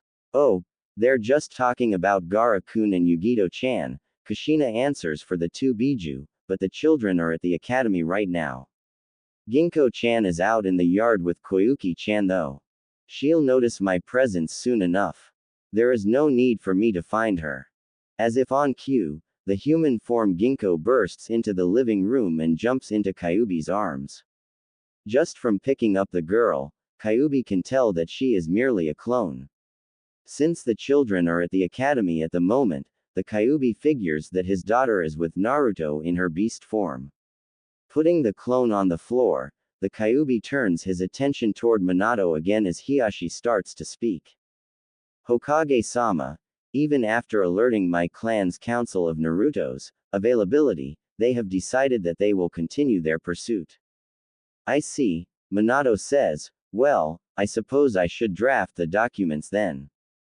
Suddenly, Shiori lets out a sigh, drawing everyone's attention on her. Is something wrong, Shiori-san? Kushina asks. No, it's nothing. I suppose I should be happy. This is what Hinata-chan wanted after all, especially after what Naruto did for her. Shiori says, the problem lies with Hanabi-chan. She seems to have taken an interest in Naruto after meeting him, constantly asking Hinata-chan and I about him. I wonder how she would react to the news. Well, I'm sure it can't be too bad, Minato says. There is a rivalry between Hinata and Hanabi. Ever since Hanabi was born, they knew that it would be their destiny to compete against each other in all aspects of life. Hiyashi says, I suppose one of them shall be the heir of the clan, and by all counts Hinata should be the heir since she is the eldest child. However, Hanabi has proven to be much more talented than Hinata, even at her young age, and probably in part due to their one-sided rivalry. So since your eldest daughter has taken an interest in Naruto, your youngest is doing the same just for the sake of beating her sister, Kyuubi says, sounds like something you should nip at the bud. It is not quite as simple. While the initial approach is probably due to the rivalry, it would appear that Hanabi has taken a genuine interest in Naruto. Where this interest may lead I have no idea, but it certainly is concerning to say the least, Shiori says. Even at his age he already has women trouble, Minato says. Just like you did all those years ago, Hokage-sama. It hasn't been that long ago, Hiyashi. You still remember what the council tried on me the first couple of years after Kushina-chan was in a coma, don't you? I suppose I do. What did they try, Minato-kun? Kushina says, fire burning in her eyes. They tried to find other women for Hokage-sama to marry. Hiyashi says, of course, Hokage-sama enlisted the help of a number of clans to fight the proposal to a standstill. A number of clans? Kyuubi asks. The Uchiha clan was a strong supporter of the proposal, probably in part due to the fact that at least one of the women would come from their clan. Hokage-sama enlisted the help of my clan along with those of the Yamanaka, Nara, Akamichi, Inuzuka, and Aburame to fight off the political alliance between the Uchiha and some of the smaller clans. So what happened? Kushina asks. Naruto happened, Minato says. Like I said, they only tried to force the proposal the first couple of years, because by then, every time they want to approach the issue, Naruto would cause quite a stir in the council chamber. We all know firsthand just exactly how destructive Naruto can be when he wants to. I think I can still see the remnant of some of the tricks Naruto left behind in that chamber. That's my boy. I'm glad you're happy about it, Kushina-san, Shiori says. The council gave it one last shot when Naruto was 4. It took me ages to help Hiyashi-kun clean off the stench of the stink bombs he left in that place. That's probably how Hanabi-chan came about, right? What are you complaining about? Kushina says. That's not the point. Shiori screams, blushing. Kushina-chan, that's enough. There are other people in the room, Minato says. Oh, sorry about that, Kushina says, looking completely embarrassed, though not as much as Shiori. Regardless, Hiyashi says, clearing his throat to get everyone's attention, Kitsune-san is right, the Hanabi situation is something we should keep a close eye on. Well, let's get to my office to work on the document, Minato says. When will the children be home, by the way? Nekomata asks. Minato-kun and I are going to see them at the academy in about half an hour, Kushina says. Their class should be having a sparring session then. Interesting, I think I shall check in on their progress as well. After all, I need to see if Naruto is fit to be my son-in-law. And my godson-in-law as well. Kitsune-san, Neko-san, you mean to say that Naruto-kun is engaged to Ginko-chan and Yugito-chan as well? And my daughter as well, Shiori, Tsunade says, coming downstairs, along with the sand and snow princesses. Tenten-chan, Koyuki-chan, and Tamari-chan too. Why do you sound so surprised, Shiori? I thought we discussed this already. But Hiyashi-kun, you only told me that there are a couple of girls who are interested. You didn't tell me that Hinata-chan would be 6th in line. Would it have made a difference? Hiyashi asks, staring at his wife. Well, no, and I don't think Hinata-chan would mind, not with her nature. Then why does it matter if it's 2, 6, or even 10 or 20? If you put it that way.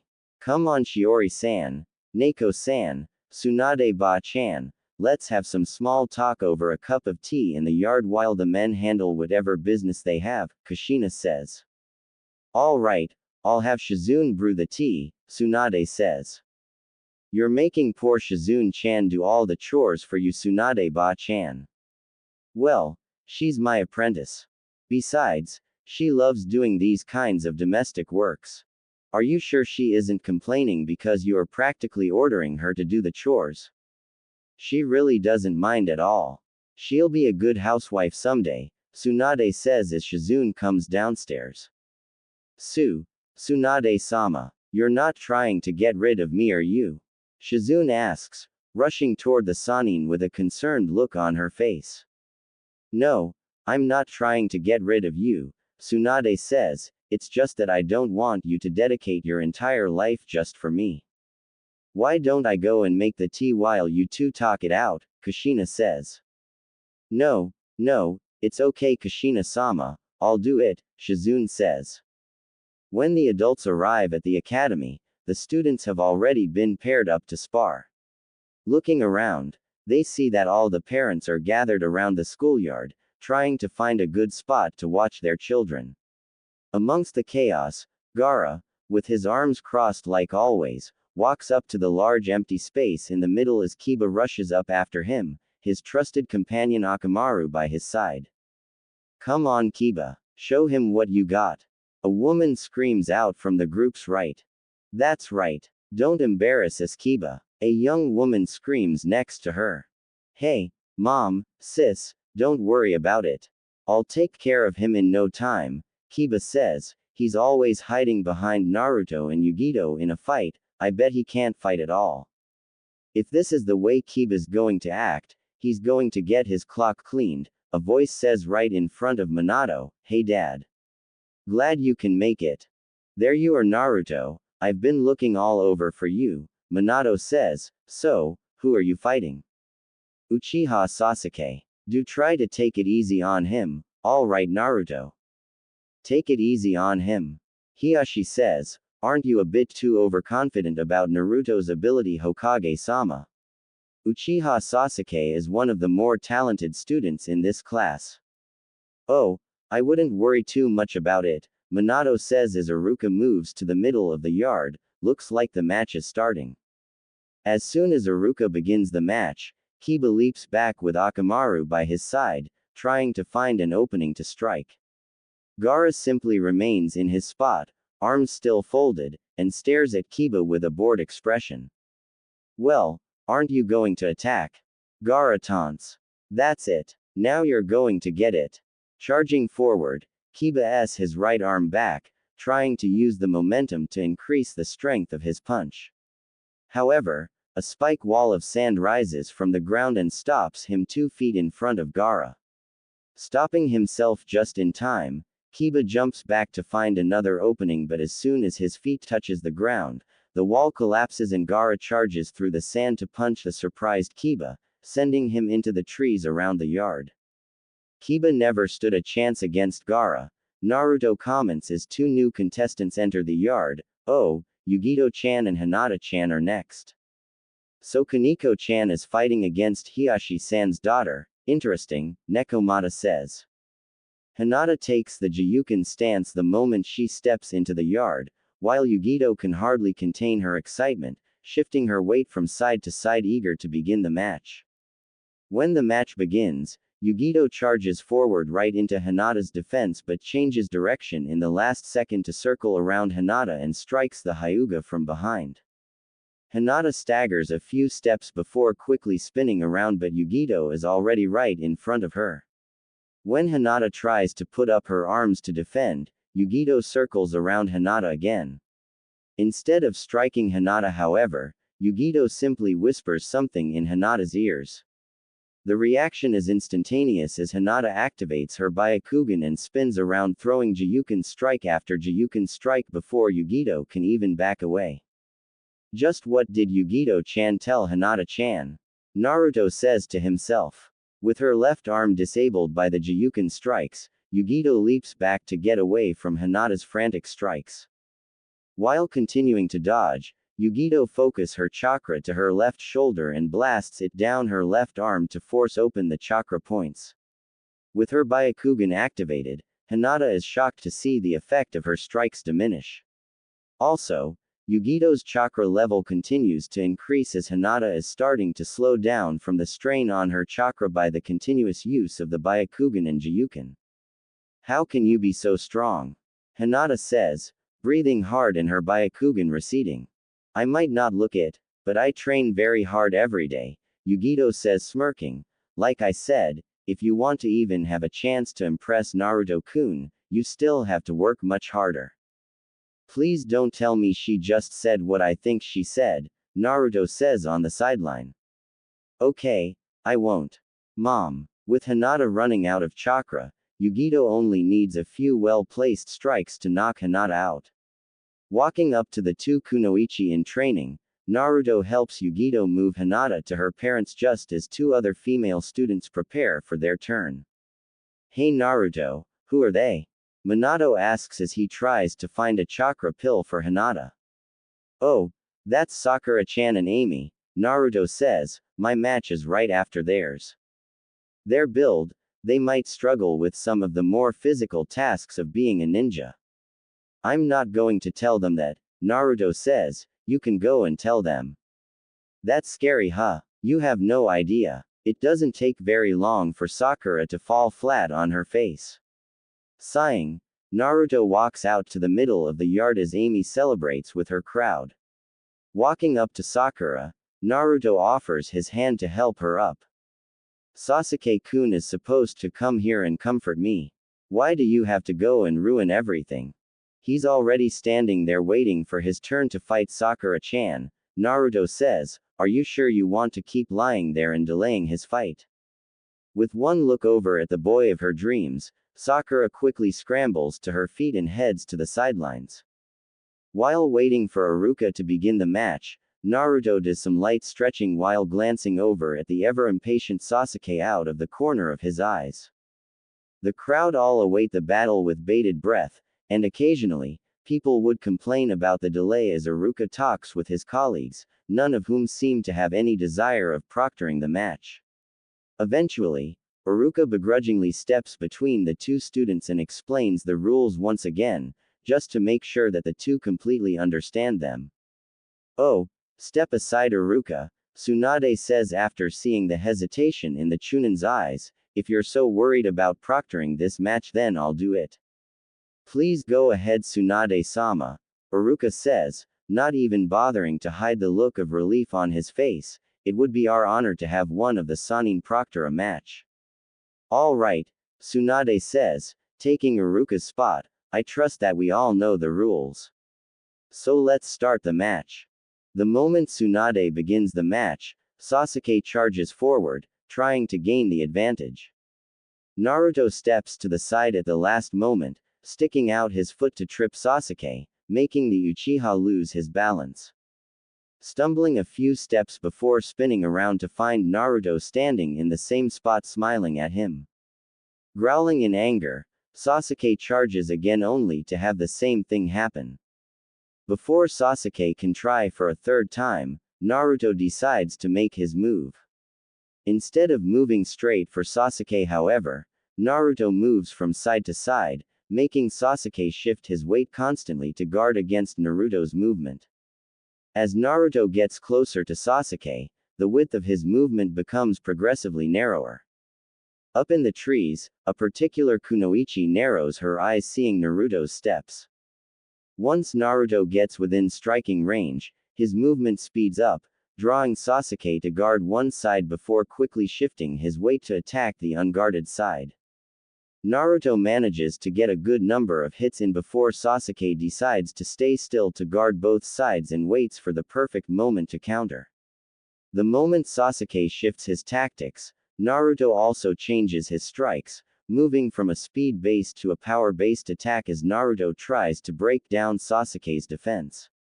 Seeing that Sasuke can never hope to counter Naruto's attacks, Minato tries to go in and stop the match, but Kushina pulls her husband back. Kushina-chan, don't you think that's quite enough? Don't worry Minato-kun. Naruto-kun knows what he's doing, Kushina says, besides, it'll do him good to let off some steam. I hope you're right. When they turn their attention back to the fight, they find that Naruto has pushed Sasuke back within steps of the crowd, a few feet away from a glaring Uchiha Fugaku who is clearly disappointed with his son's inability to mount a comeback. With everyone's attention focused on the fight, they miss a small girl of around 7 years old standing amongst the Uchiha contingent who's looking at Naruto with pure adoration. When the fight is finally over with Naruto knocking Sasuke out cold and sprawling on the ground right at Uchiha Fugaku's feet, every Uchiha member besides Uchiha Makoto, who is tending to her son, leaves the academy, not one sparing a glance at the defeated Sasuke. Everyone standing in the schoolyard is clearly appalled by the Uchiha's reaction.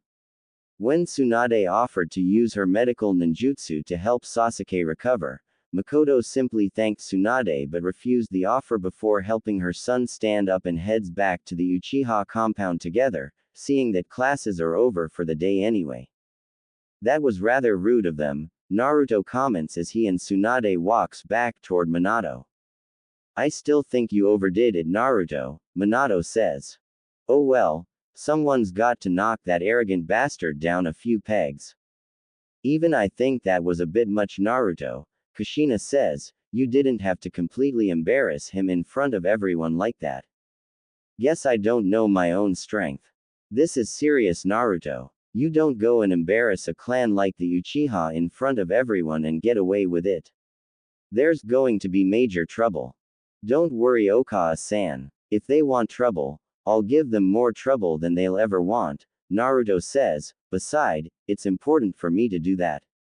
Everyone is saying that there are only a few candidates to succeed Otou-san as the Hokage, and Sasuke and I are two of them. Now that I completely destroyed Sasuke in a fight, it gives me an edge down the road. Well, I suppose I can't argue with that logic, Minato says, but there are still more immediate concerns that who will become the Hokage in the future, like how to repair relations with the Uchiha clan. There are no relations for you to repair in the first place Otou-san, Naruto says, they've been going against every one of your decisions ever since you became Hokage didn't they? Yes, but they are still one of the major clans of Konoha. Well if they want trouble then Kitsune-sensei and I will take care of them. Don't get overconfident Naruto. The Uchiha clan is at worst an even match for all of us combined, Kyuubi says, and if they truly are the master of the Sharingan like they claim to be, then we will be at a definite disadvantage. Anyway, are there more interesting matches? Minato says before their discussion starts to draw interest. No, not really. You guys missed most of the fights, Naruto says. So I guess school is over for the day right? Kushina says, so let's go home already. Yes, we still have many things to discuss Minato, Kyuubi says, glancing over at the tree where the kunoichi was glaring at Naruto. With most of the children having already gone through the sparring session for the day, the crowd gathered in the yard starts to thin out. The group heads out along with everyone else after Tenten and Tamari have joined them. When they are almost back to the Namikaze compound, Kyuubi suddenly grabs a hold of Naruto and takes out 2 shuriken from his weapons pouch and fires them into a tree to the side. There are 2 loud clanks as the shuriken are deflected and a shadow jumps out of the tree, attempting to attack the Kyuubi. Before they can exchange blows however, Minato moves in and stops the kunoichi. Anko, what are you doing? Hokage-sama, he attacked me. The way you were perched on that tree and with your glare on Naruto, I could have sworn you're the one who's looking for a chance to attack. Is what Kitsune said true? Minato asks, what's going on here? I think I can answer that, Naruto says, the moves I used to beat Sasuke, at least the first part of it, was Anko Ne-chan's hubby no Mai. I saw her practicing with it once then I got overexcited against Sasuke and used it without thinking. Not only did you spy on me, you stole my moves and actually have the gall to use them without my permission. Anko says, I never used those moves in battle, now everyone will think that I got them from you. Well, there is a simple solution to that, Minato says, I'll have you train Naruto, then you can tell everyone you are the one that taught him the Hubby no Mai. After all, Naruto's form is still rather rough around the edges. Since you created it, and he learned the basics of it already, it shouldn't be too difficult for him to improve. You're allowing me to teach someone Hokage-sama. I don't see why not. After all, you are a perfectly loyal shinobi and I know you can be a perfectly capable instructor if given the chance. But the council, well, I guess you'll just have to do such a good job that they can't complain about it, Minato says, you don't have any problem with that arrangement, right, Hiyashi? No, I have no complaints at all. In fact, I would like for her to teach Hinata the same style. With her flexibility, the style would complement her Jiyuken style very well. Actually, I was hoping to ask if she would teach Kaneko-chan as well. You don't have any problems with that, do you, Anko? No, of course not. Anko says, I won't let you down, Hokage-sama. Thank you so much. Through their training with Anko, Naruto, Yugito, and Hinata's taijutsu ability improved greatly. Though unconventional and oftentimes almost impossibly harsh, Anko's training did produce the desired result. During the first part of training, Anko would have the three children go through stretching exercises in order to increase their flexibility. On the first few days, the three children would return home needing medical help from Shizune and Tsunade to treat all the different strains and sometimes torn muscles until they adjusted to the trainings. The second part of the training involved Anko going through the concepts behind the style and, occasionally, she would bring actual snakes to training in order for the children to observe the snake's movement. Also during this stage, Naruto and Yugito would sometime teach Gaara about the style and help him incorporate the concepts into the use of his sand. It's after the three children have mastered the first two steps that Anko decided to teach them the actual stance and movements of the Hubby no Mai. On the side, the brash Tokubetsu Junin would try to work on building Hinata's confidence. On one occasion, Hanabi, after finding out that Hinata has a new instructor, demanded that she be trained by Anko as well, only to completely give up a month later due to the harshness of the training. When Anko brought up that point a few days later, Hinata would meekly point out that Anko had been especially harsh on Hanabi after getting upset at the little girl's attitude. From that day on, whenever Anko brings Hanabi's training up again, Hinata's response got fiercer and fiercer until even Naruto and Yugito were shocked by the often shy girl. Of course, the confidence only stayed in the training ground, as Hinata would return to her usual timid self when training ended for the day, a fact that vexed Anko to no end. The entire training spanned just about a year, after which Anko decided to let the children work through the rest by themselves, using their unique traits to develop the style into something that belongs only to them. While the three children were training under Anko, Kyuubi took Ginkgo back to the demon world to further her training per Ginkgo's request. Ginkgo felt that the academy was not teaching her anything capable of assisting Naruto in the future. The taijutsu taught at the academy is completely useless once the trainees become full-fledged ninjas, and the basic jutsus, Kawarimi no Jutsu, Henge no Jutsu, and Bunshin no Jutsu can easily be duplicated with her demon powers, as proven with the human form clone that Ginkgo has been using. Being a relatively young demon herself, she also felt that she should learn about the inner workings of the demon world to prepare for the day Naruto finally takes over for her father. Also during this period, the Namikaze household receives a surprise after one of Kushina's checkups. What do you mean the family is getting a new member? Calm down, Naruto, Minato says, I thought you would want a sibling. A sibling? Oh, so I'm not getting another wife. Naruto says, that would mean, mom's pregnant. That's right, Naruto-kun, Kushina says as she walks down the staircase. Mom, You shouldn't be moving around like this. Oh, calm down, Naruto. I can move about just fine. But, she's right, Naruto. Just because Kushina's pregnant, it doesn't mean she should be stuck in bed all day, Tsunade says, coming downstairs. In fact, a moderate amount of exercise will do both her and the baby some good. Well, if you say so, Tsunade-ba-chan. Regardless, you should be a bit more careful, Kushina. You're really just around the time when it would start to get dangerous to have a baby, and your coma spell before doesn't help things at all. You worry too much, Tsunade-ba-chan. Quit fooling around, Kushina. I am serious. Don't worry, Tsunade-ba-chan. Dad and I will keep a close eye on Mom, Naruto says. I won't let anything happen to Mom. On the academic side, the three children have no problem breezing through the classes. During the spars, they would be amongst those who are the most impressive.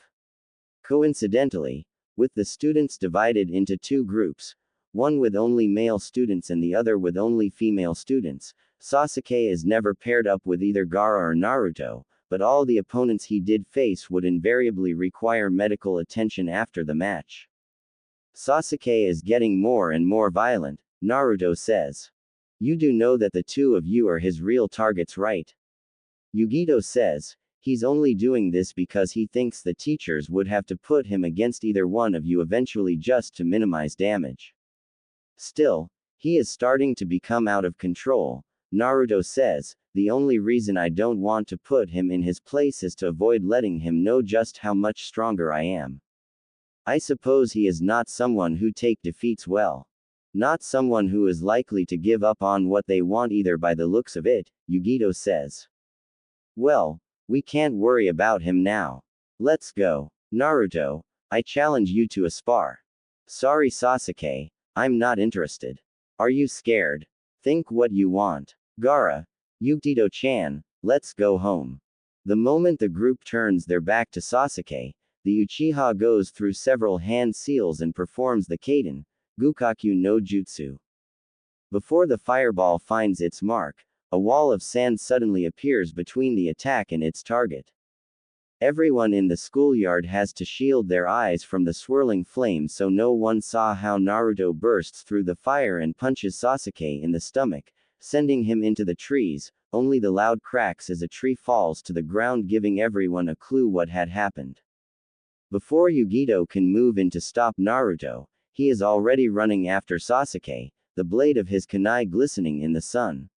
Eyes widening in fear, Sasuke can only crawl backward, desperately trying to get away from Naruto.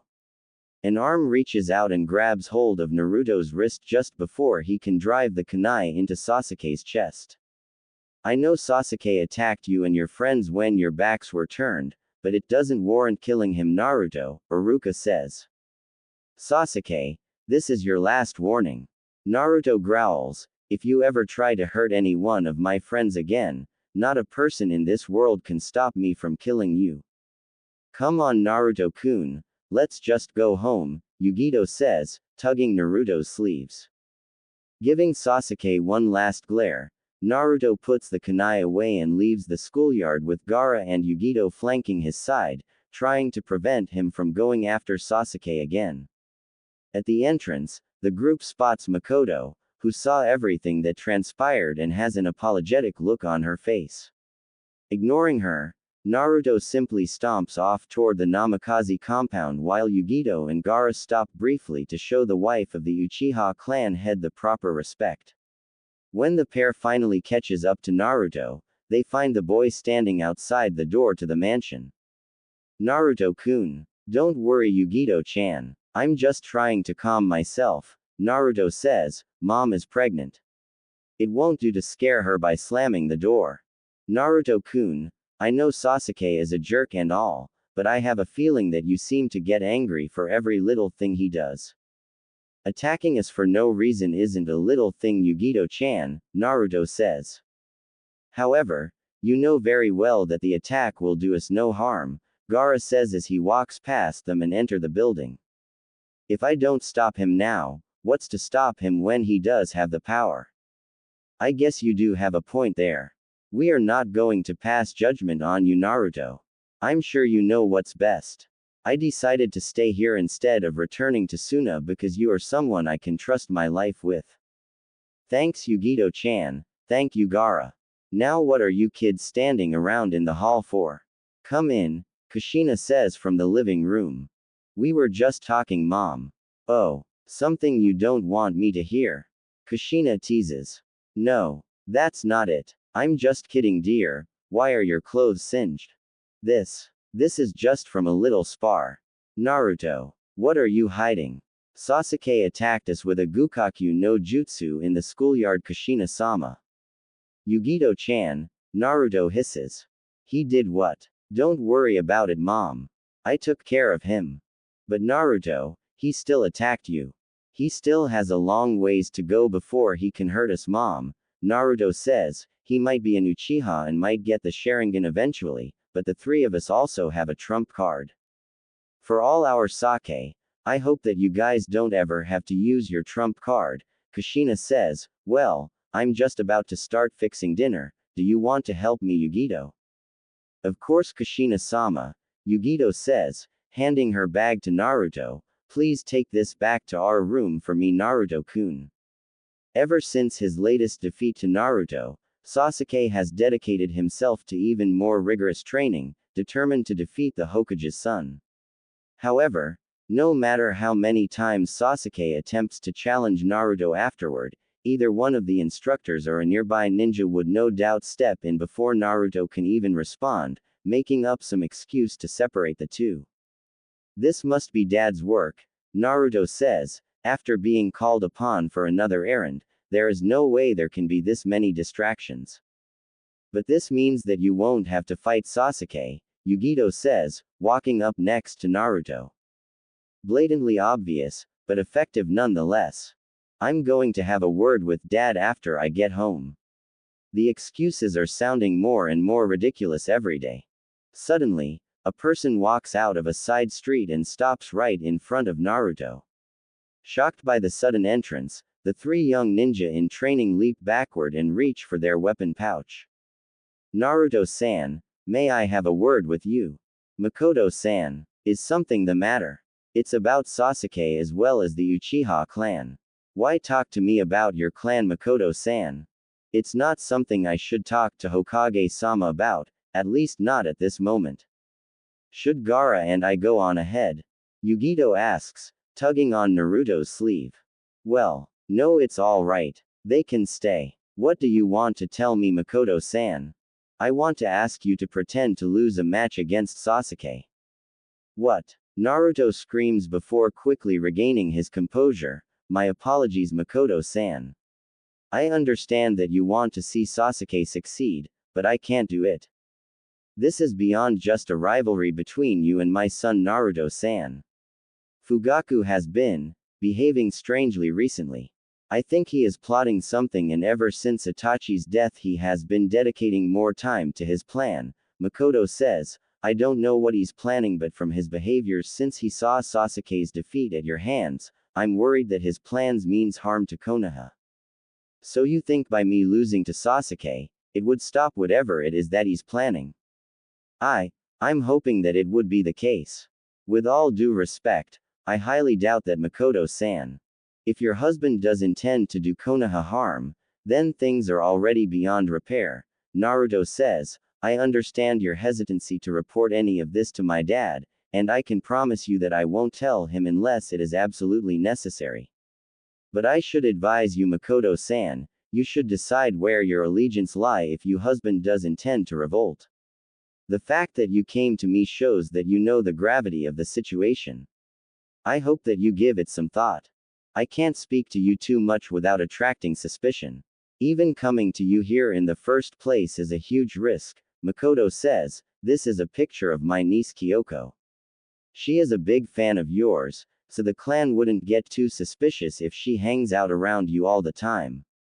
If I have any new messages, I'll communicate them to you through her.